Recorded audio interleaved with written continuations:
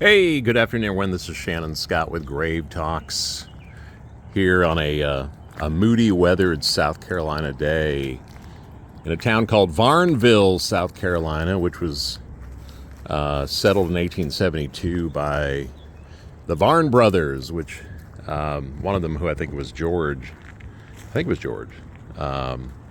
he's buried in the cemetery, which has a sign Hampton, but it goes by Varnville Cemetery online. So maybe it started out one way or the other. But a lot of storms, a lot of lightning, so we're kind of taking our, being careful here. We, of course, see already a name that's synonymous with Hampton County, South Carolina. Many of you in the crime business will know it. There it is, Murdaugh. It's sad that Hampton County used to be known for its kind of watermelon festival, which hasn't been a whole lot in a whole lot of years. That's sad. Now it's just all Murdaugh. So I don't know if they need to have a Murdaugh festival or not. I think it's interesting that they keep their plots so cleanly. Somebody, I don't know if there's a cemetery department here in Varnville or parks department, but they go above and beyond. This is a really well maintained Victorian cemetery. All the old stones are very clean, so they take good care. So I guess the perpetual care side of that may just be inclusive of the Murdaugh family, but the sins of the father, right? We're not going to hold everybody responsible or what have you. But anyway, yeah, it's the Murdaugh plot. Everybody look out. Boy, what a beautiful, beautiful headstone for this child or a young person rather, not child, 1874 to 1910. So they were, 40-ish, right? But we see Heaven's Gate and the anchors up there in the corners.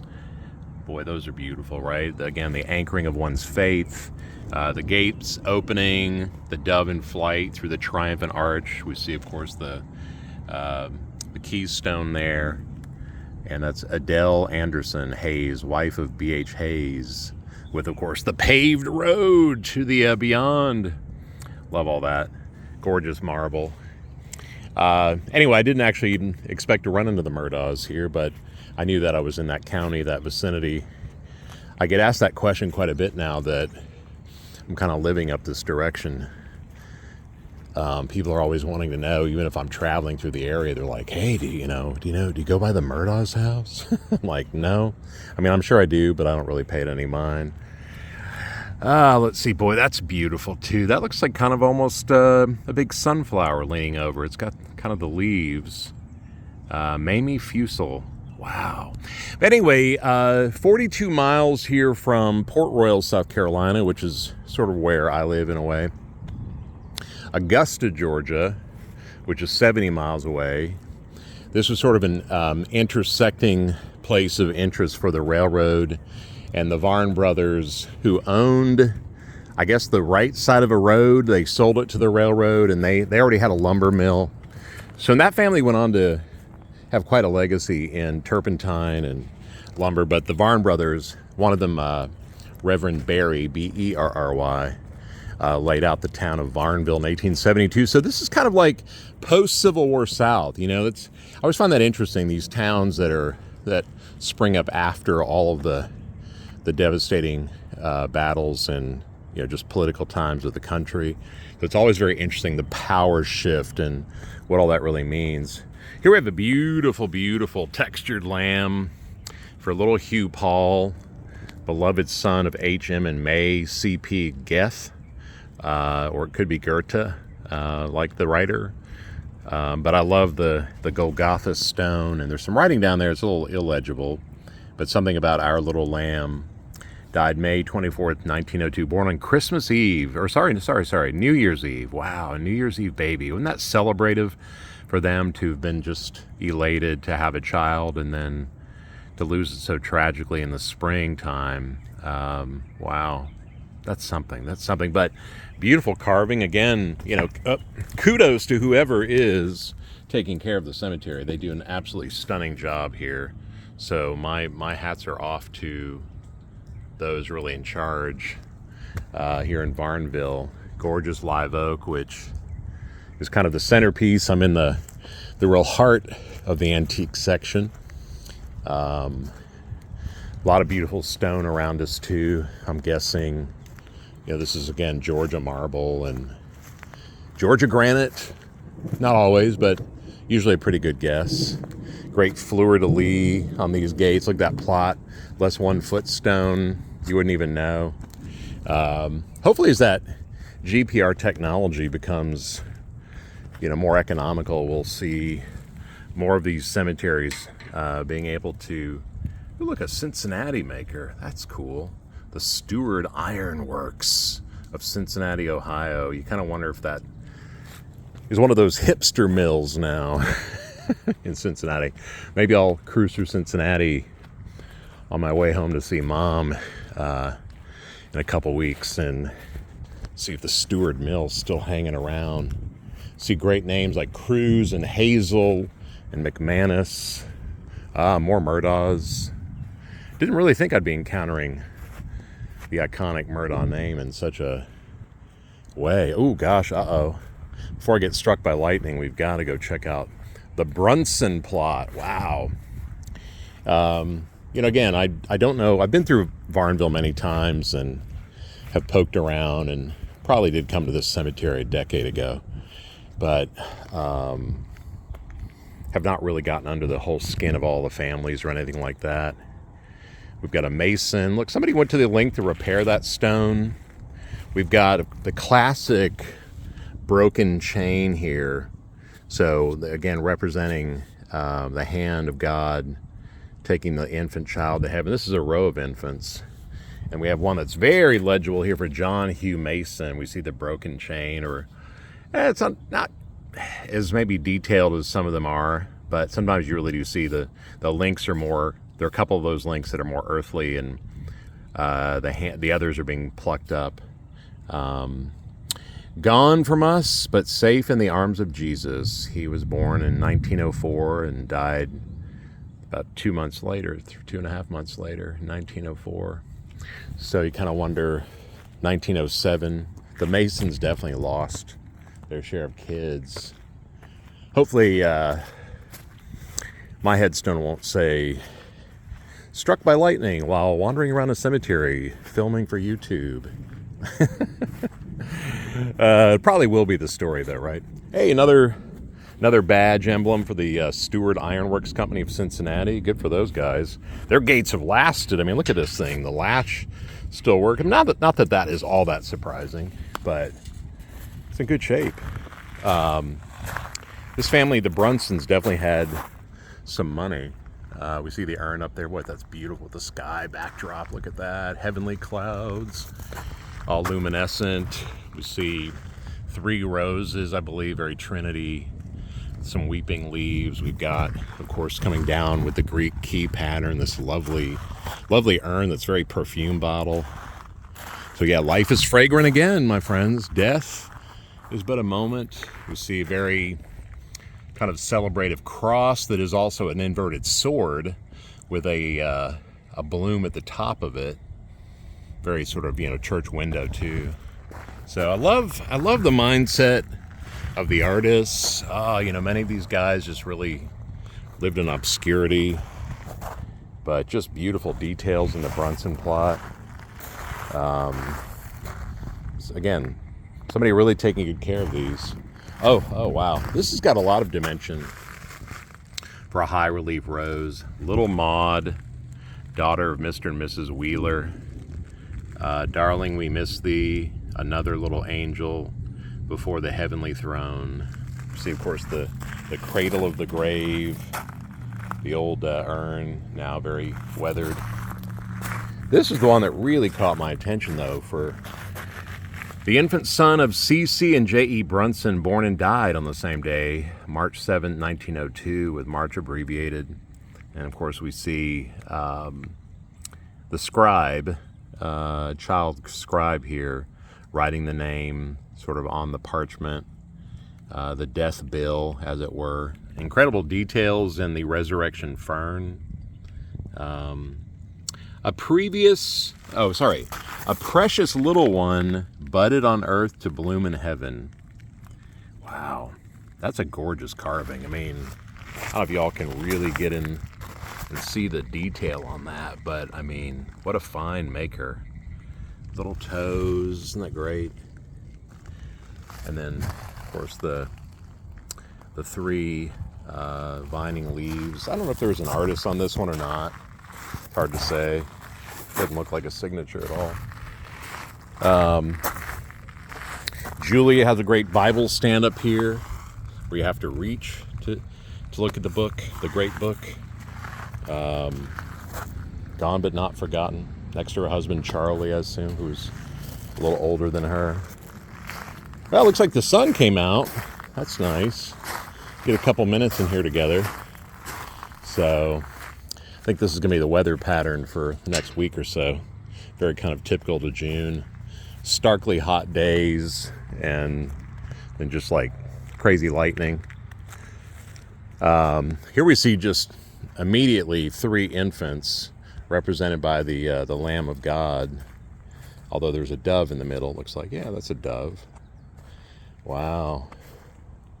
Again, guys, we forget these people used to have these big families and they all opened those savings accounts for the funeral funds in the same week because they knew the deal. And most of these kids didn't get pretty headstones. So seeing 3 here, a 2-year-old for George, McGowan, Mary Josephine, who lived 4 years. She was also born on New Year's Eve in 1914, died 1918.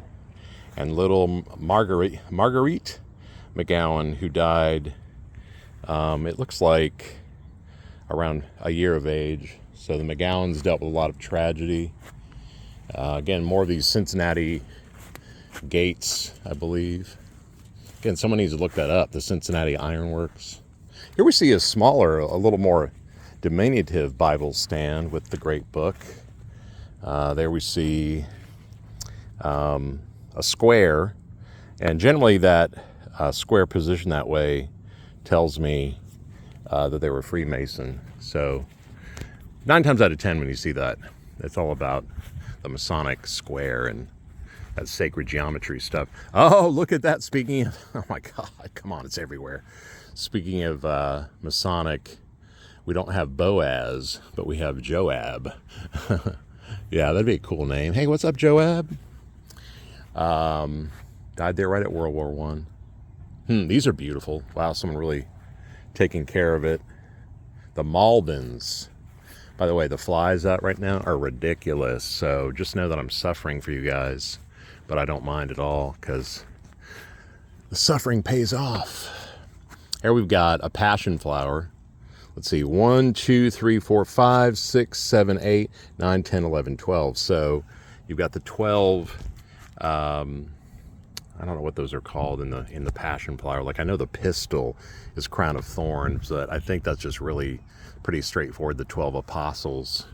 Looks like we've got, I mean, that looks like a bloom. I mean, I presume that's the bloom. Or that's the fruit. I bet you that's one of the passion flower fruits. You don't often see that. That's kind of cool. Cycle of life thing. Draped urn up there. Elliptical fan. Kind of sunlight style. Radiating sun. Great urns. Wow. Even that mold on them. They're just beautiful in that sun. Look at that. Isn't that gorgeous? What a green. What a green. Again, guys, this is the artist's dream out here. Ah, there we have it. The Masonic symbol. All about those agreements and handshakes and the builders behind the scenes, the architects. Let's see. Thou art gone to the grave. We no longer behold thee, nor trend the rough paths of the world by thy side. But the wide arms of mercy are spread to enfold thee, and sinners may hope since the Savior hath died. Quote, I shall be satisfied when I awake with thy likeness. End quote. That's lovely for George Hoover, who died in 1895, born in 1836. You can see some kind of shifting has happened here from probably weather or somebody messing around. But again, the fact that these are kept so beautifully and are so legible. Oh my, almost missed this. Kind of bright out here, sorry guys, but suddenly from cloudy to bright. Again, we've got the hand of God, pointing downward towards the flowers. And it's kind of like he's just lightly touching a leaf. There's something very gentle about that. I think it's supposed to show, God as the gentle master, the gentle creator. But just a lovely detail. Remember, in art, for centuries, you weren't allowed to depict the face of God, but you could depict the hand of God. Hoover, great big H there. Wow, that's nice. In kind of an inverted heart as well. We come around here. You don't often see a man calling his wife noble necessarily, but on these headstones, my noble wife inside of the shield. Great big tassels, of course, the curtain of life, the veil of life. And so we've got really, even though this obelisk is actually not cracked off at the top, it's just simply muted. You usually see those kind of flat at the top or broken, but in this case, the veil of life is just sitting there, veiled, or the obelisk rather. So the sunlight is muted. The sunlight is basically muted. But they have not broken the obelisk. It still has the pyramid cap stone there. And by the way, the noble wife reads, "Her many virtues form the noblest moment to her memory. Blessed are the pure in heart."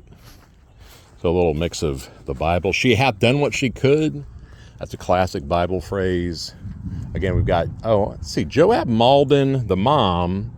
And then we've got another Joab Malden. That's interesting. I mean, it's not the same person. They were born about the same time, but we've got two Joab Maldens. That's kind of curious. Somebody look that up. Report back. Another Lamb of God here for little Lala Elise Hoover. What a sweet, sweet headstone. Again, can't praise the people who are out here loving on this place enough. They've taken a lot of time to really get at these things. Hopefully they'll come out and sandblast the fence and get it primed and painted. That would be nice. I can see the weather's not going to let me do too much more of this, but we'll see if we can't squeeze a couple more in here. Bell Browning and A.A. Browning. Boy, that's his is just styling. He's got the classic Masonic obelisk. Great big edifice. Great big Germanic kind of font. Like straight out of, the great historical texts. This is just fantastic. Oh man, all that braiding and just water waves and acanthus leaves, and we've got the castle vibe going on. A precious one from us is gone. A voice we loved is stilled. A place is vacant in our home, which never can be filled. Say what you want of some people that, have gone to church and do all the stuff, but when it comes to their headstones, boy, they really put it out there that they understood that life was really, really short. And I don't know why that's not the message so much anymore. I think it's just because we're all overstimulated. But let's see, a member of the Methodist Episcopal Church South. Wow. He served every official capacity possible and always discharged his religious duty faithfully in peace and in war. He served the country of our years to a soldier in the Confederate States Army, 8 years as mayor of the town of Hampton, and held the office of honor until death. A Christian gentleman, good citizen, devoted husband, and a father honored and loved by his children. To live in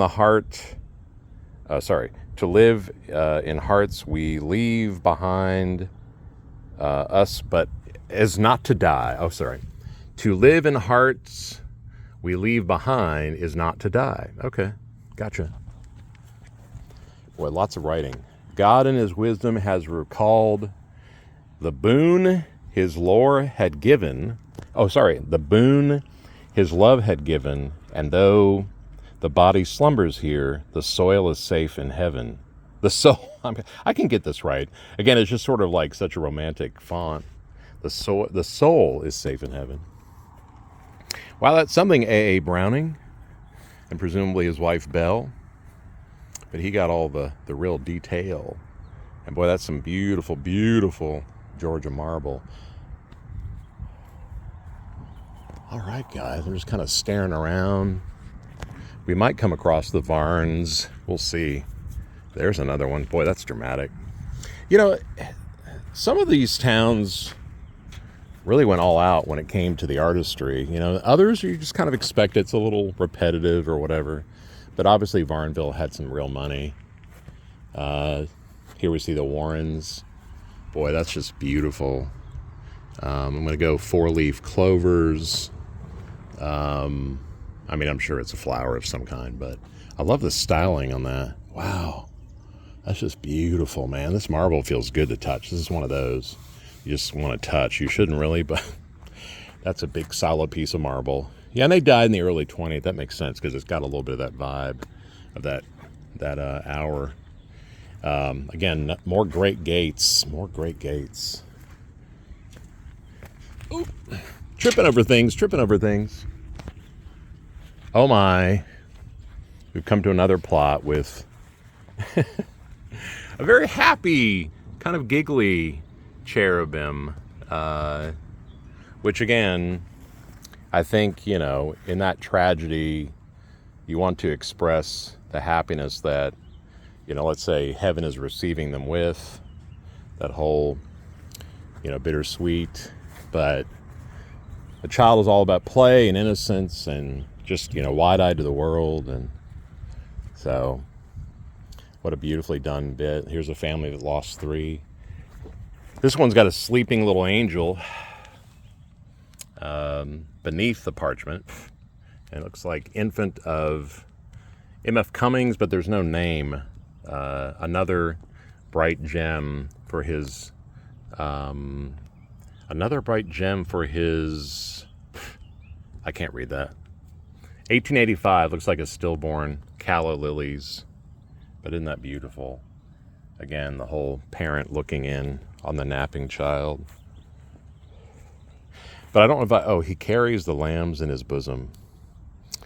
You know, I think I didn't finish my thought, but usually these families gave like the first couple kids a headstone, going on into a third and a fourth. Amazing. Oh, here's an old well. The pump looks like it's still active. Doesn't look like it goes into the ground anymore. More of a trough, but that's kind of neat that it's still there. Masonic emblem again. The hidden agreements, the structure, the society, you know. It would have been nice if they'd had a gate here to connect these 2 plots. But the Binnekers, obviously well represented in the Bellows and their plot. I'm betting if I put Murdaugh in the video headline, it'll get more traction. What do you think? And then they'll be disappointed that I'm not talking at all about the crimes or something. You know, get some thumbs downs. But I'll probably put it in the headline, you know. But it's just interesting, right, that they're here. The Citadel, wow. Beloved son, brother, and uncle, never to be forgotten. James Thomas Vincent Jr., born 1974, died 2018. Kind of young, man, kind of young. RX, huh? I'm guessing a pharmacist, doctor, right? Pharmacist. Let's see.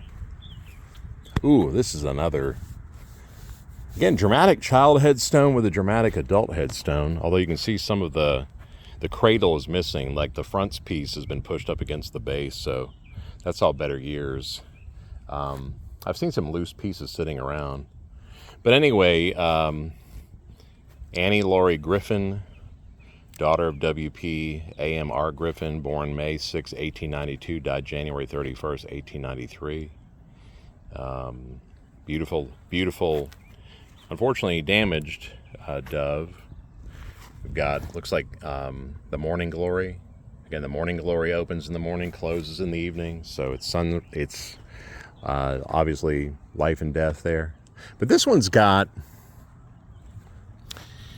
what I call the Masonic handshake. I mean, it's the clasping hands, but it's got more of a Masonic emblem to it or a Masonic design to it. So not surprising here. Again, another veiled obelisk, but the capstone is intact.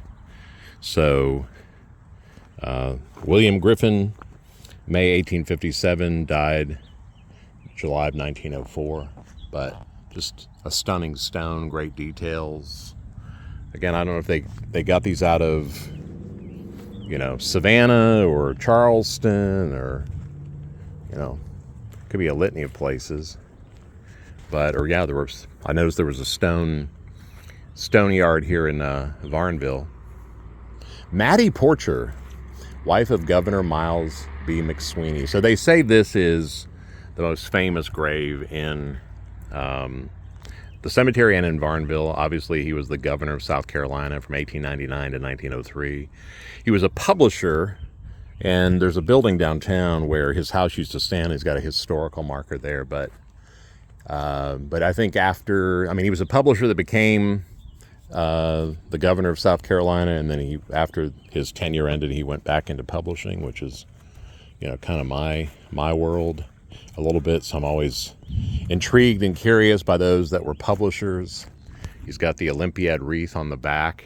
Again, all of those draped urns, you notice they tend to take on the veiled woman at the grave from the backside like that. Always find that interesting. He's got some sort of flower pattern here that reminds of the tops of those gates, which is kind of cool, right? Let's just sort of go in on that. So we see this motif here, very spear tip, right? Very fleur-de-lis at the same time. And we find that sort of emulated here, in a similar design. And I think that's kind of what it's about, the gates of the eternal and all that. But great details. Big headstone. My God, that's huge. But yeah, he was the governor. He gets the big headstone. We already saw the Maldens back over there. Lightsey. That's a great name, isn't it? Lightsey. Here we see, this is probably as far as Broken Chains, Hands of God carvings. This cemetery is really doing it. And here we see the sort of all-seeing eye. Okay, so notice the shape. All-seeing eye, pupil. So it's definitely Eye of God stuff. We see the very distinct broken chain there. So that's what I was talking about, for those that don't know. But this is to my aunt, Miss Susie Jones, who died February 25th, 1913. She was about 75. She was carried by angels to heaven above to dwell with her Savior in peace and love by a niece. Gorgeous, very thoughtful, very, very thoughtful. And, if you guys think headstones are expensive now, these were not cheap in the period. You had catalogs, you had options. But, again, this really represents what the wealthy could get up to for the most part, So we're kind of glad that they were around to make beautiful headstones, right? But I love that plot back there. You notice it's kind of the Lightsey one there with some of the other families. Willard, I think. Willard? Hold on. The bugs are actually just invading my eyeballs at this point. Yeah, it looks like Willard. But I just love that setting. To me, that should be every setting of a gravesite. But, they give up those great trees for the graves, don't they? Yeah, and then they all get knocked down during storms and all that stuff. Well, guys, this is Varnville, post-Civil War town. Great little cemetery, great little town. Downtown's Main Street has really come back, too, in recent years. There are a lot of new businesses down there, including a cigar lounge, which had the motto on it, "Smoke 'em till you're done." I'm like, okay, I'm in. And there's a pretty busy gas station on the corner of Main Street that just looks like a throwback to the 60s and the 70s with all the car lifts and everything. And I don't know, somebody that works there, manager, owner, I don't know, he came out to the corner and he was like signaling to me, and I rolled down the window and he's pointing at my advertising. He said, "That's my sister. That's my sister." I go, "Your sister?" He goes, "Yeah, that's my sister." So I presume that his sister's name is Shannon, but I don't know if she's full on Shannon Scott, but I said, well, tell your sister don't be using my name too much. Don't be using my name too much. Well, guys, thanks for hanging out in the Hampton Varnville Cemetery. Hope you enjoyed our escapade together, and hope you're doing good out there in the world. And just thanks for supporting the channel. Again, we're building something here brick by brick, headstone by headstone, story by story. And we will keep continuing as long as we have breath in this world and a mind to do so. But just be on the lookout, listen out for good things. So thanks for letting me story you in your world today. From my spirit to yours, I feel ever blessed by it. And you guys take good care. I'll see you in the next cemetery.